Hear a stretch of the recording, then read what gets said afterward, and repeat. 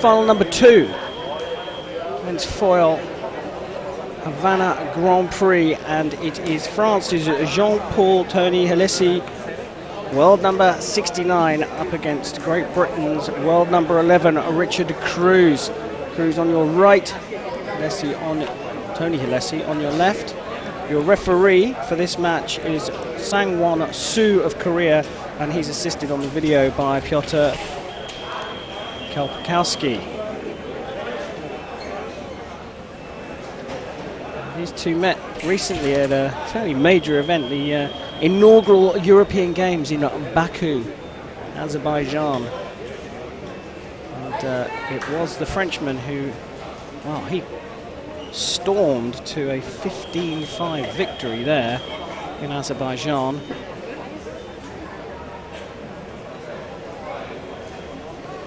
This is a different matter. Baku, whilst being a very important game, with the credibility of IOC backing, International Olympic Committee backing, wasn't a ranking event, wasn't a ranking tournament. So there was a fairly relaxed atmosphere at the Baku Games. I think that may change as those games, those European, resisting saying Olympic Games, but the European zonal games that are backed by the International Olympic Committee, I think those games may become a more important feature in Olympic sport events. That includes fencing, one of the few sports that has featured every single modern Olympic Games since 1896. Its challenge now is to keep developing in order to keep it interesting for not only us fencers, but also for a wider population, a wider community of people who we welcome with open arms into our sport. And there's a lot of development going on behind the scenes, backed by the International Fencing Federation. The development of kit, we've seen the implementation of the wireless system, which is indeed a great development for the sport. What we need to see now is the faces of the athletes a little bit more, and we can do that through not only our traditional broadcast channels by showing the sport in its fullest and most electric form here at senior level at Grand Prix, but also through the world of media, social media and traditional media, making our fencers superstars around the world like other sports do. The development of this amazing live stream is an example of the steps forwards that the International Federation are making in bringing the sport to the masses.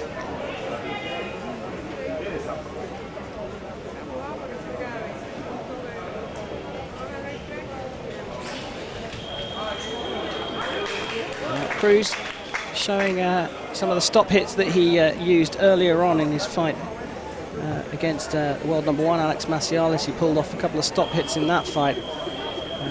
Here he lands another one. An early 4-2 lead, too early to call here. Tony HELISSEY came through a brilliant match with his teammate in the 8 to get here, and I suspect that that match against Enzo Lefort would have been watched very closely by the French team, because the French have qualified for the Olympic Games along with the British, and the places in those teams are still up for grabs. I would suspect you could put Richard KRUSE down as a bit of a banker now for the British team, perhaps along with James Davis. Of course, this is merely speculation on my behalf.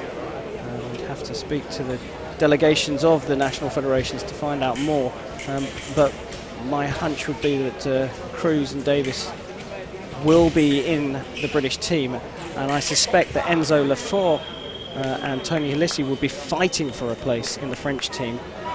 The only banker there, I would say, in the French team would be Erwan Lepeshu. But again, until we get to June the 6th, when the teams have to name their fencers, we will not know. It's merely speculation.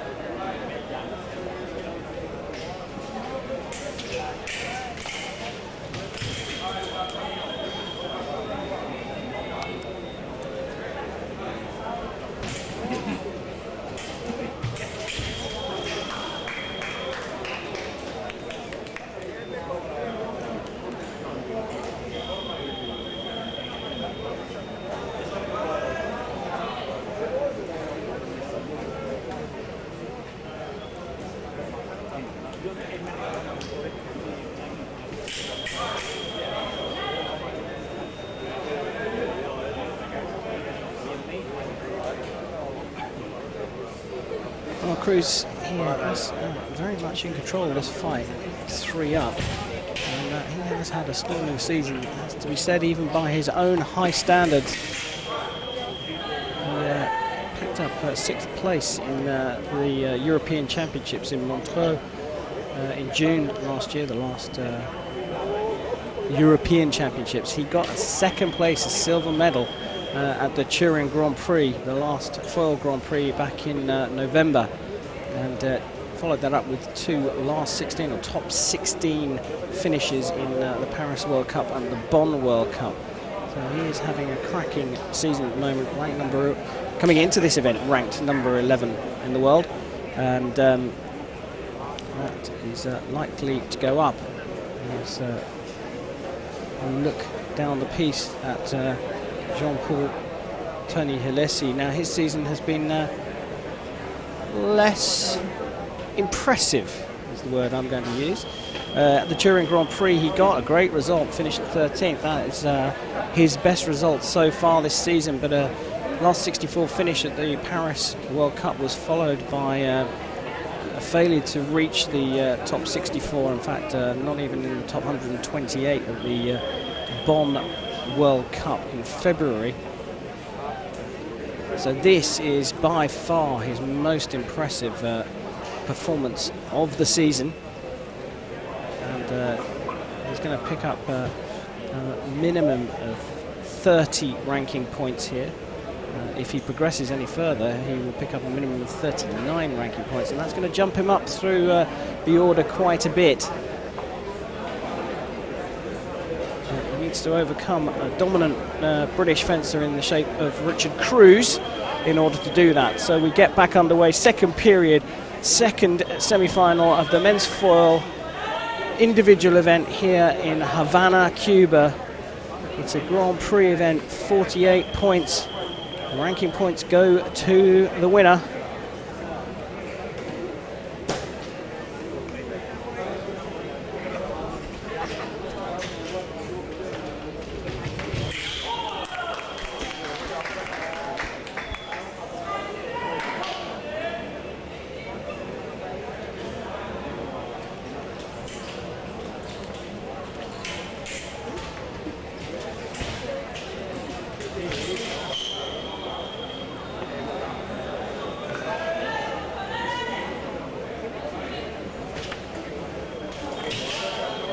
Still the attack from the French fencer off target.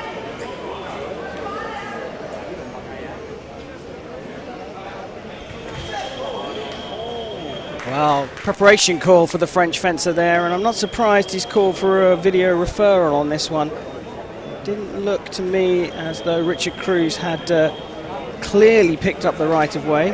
Man standing at Richard KRUSE's end, so it's not often the best place to stand. The referee is in the best position. right in the middle of the piste, gets a much better feel for it. Kind of at that angle that you're seeing the replay on. It's not a perfect one to make a decision on. We really need to see it from straight on. I'm wondering if we're going to get that replay. We probably won't have time for it because Mr. Su comes back to the piste. It was a good call from Tony HELISSEY. It wasn't Richard KRUSE's attack. It was simultaneous, and that's a lovely parry-riposte from the French fencer. He kind of lured KRUSE into finishing his attack there and then was ready for a second/prime riposte for those of you in the know. KRUSE quickly re-establishes the momentum. Does look to be the stronger fence here, it has to be said.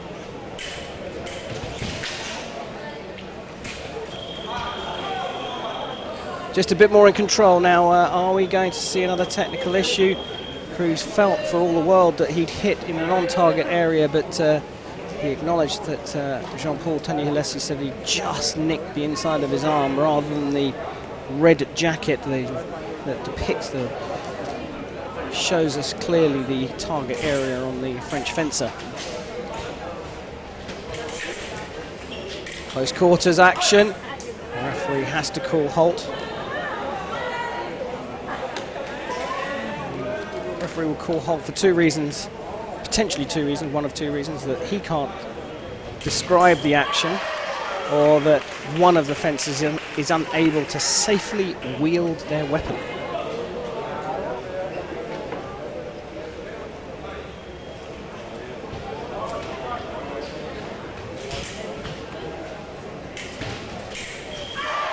Well, KRUSE did look like he was in control of this fight, but all of a sudden the French fencer has found a tactical chink in the armour of the Brit.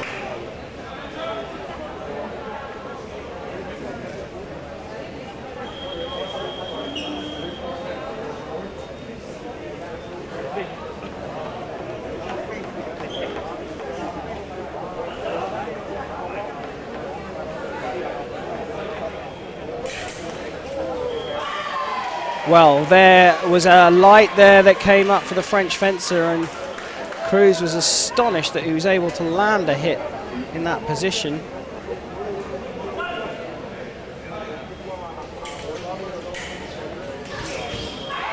Still the attack from the Frenchman. He is on a roll here. The momentum has very much switched over. Richard KRUSE was in control, but now it looks very much like Tony HELISSEY is in the box seat. KRUSE steadies the ship with a beat on the preparation of the Frenchman. Lands an attack as the Frenchman stumbles onto his point. And this time he finds the blade, and a disengaged attack that takes KRUSE back to a 4-point lead, 3 points away from making the gold medal match. But momentum has really shifted towards the Frenchman, and the minute break is coming in just under 10 seconds, and that's not the right time for the Frenchman. He would want another 30 seconds or so. He's still got the energy to try and close the gap even further, draw level, and even perhaps overtake Richard KRUSE. It is, I would therefore say, a perfect time for the break for KRUSE. And that is his attack, and he's saying, well, before we get to that break, I'm going to give you something to think about. 13-8, back to a 5-point lead for the Brit, as we do indeed go into that second break, sorry, that first break of 1 minute between the first and second periods, and we get those beautiful, stunning slow motion replays brought to you from the local production company here in Havana, Cuba.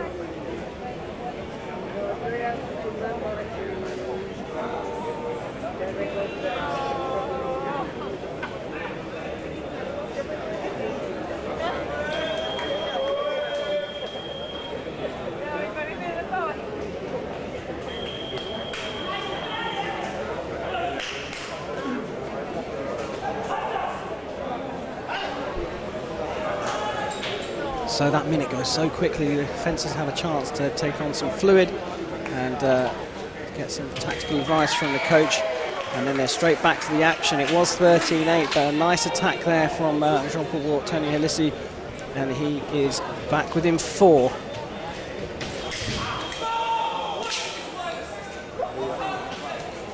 So KRUSE is not at all happy with something there, and he slams his foil down on the piece. I think, again, he thought that he'd hit on target, and an off-target light came up, but his frustrations came out too strongly, and the referee gives him a yellow card. And now we see the engineer from STM again. We've seen him a lot today, perhaps more than some of the fencers, but he's come out to just check something more sort of precautionary, I would imagine. KRUSE clearly very frustrated. I think he felt that was the second time that he'd landed a valid hit, timed it well, does all the hard work, and then the light comes up off target. But he's now within 1 of the gold medal match. And a chance to fence Al-Aldin Abu al-Qasim for the title here in Havana. Tony HELISSEY is not done yet, though. He gets into double figures, still trails by 4. No mistakes from the Frenchman now. And there are 2 beats there for me. It's a beat attack from the Frenchman that's blocked out by Richard KRUSE. 2 beats clearly heard in the venue there. The referee goes to have a look at this of his own volition and the slow motion replay. And we don't have time to get a slow motion before the referee comes back. And he makes his decision, and he gives it as attack for Tony HELISSEY. No complaints from Richard KRUSE, though. Accepts it, gets on with it. Looks for a para riposte, and because the Frenchman was not holding his foil anymore, the referee calls halt. Unable to wield his weapon, so the referee has to call halt. KRUSE on the attack. Frenchman gets away from it. He's now on the attack himself, goes for a beat flesh attack, and to the delight of an excited crowd here, the local people are thoroughly enjoying this second semi-final, and it is a humdinger between these 2 brilliant fencers.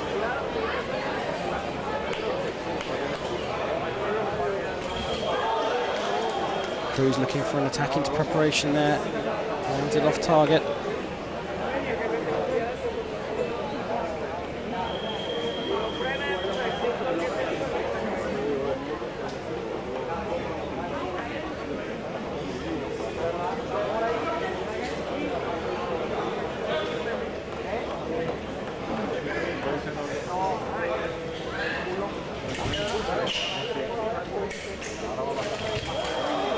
Again, Richard KRUSE looking for a counteraction. This time he takes his mask off, his glasses off, he looks to the referee and he says, I am hitting my opponent on target.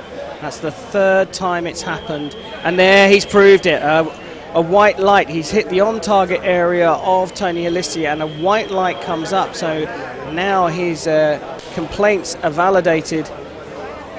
And the referee is quite right. He says, I can't do anything about this. It's not my fault that the white light's coming up. I understand your frustrations, but Mr. KRUSE, it's not my fault. I'm not pressing the buttons and making the lights come up.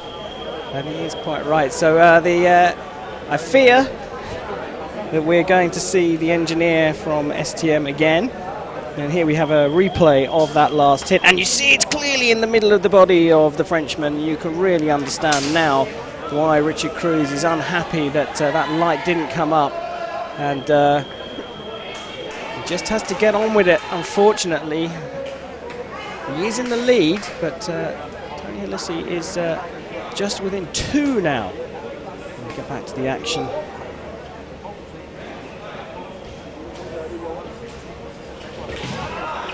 Attack from KRUSE fails, counteraction from Tony HELISSEY fails.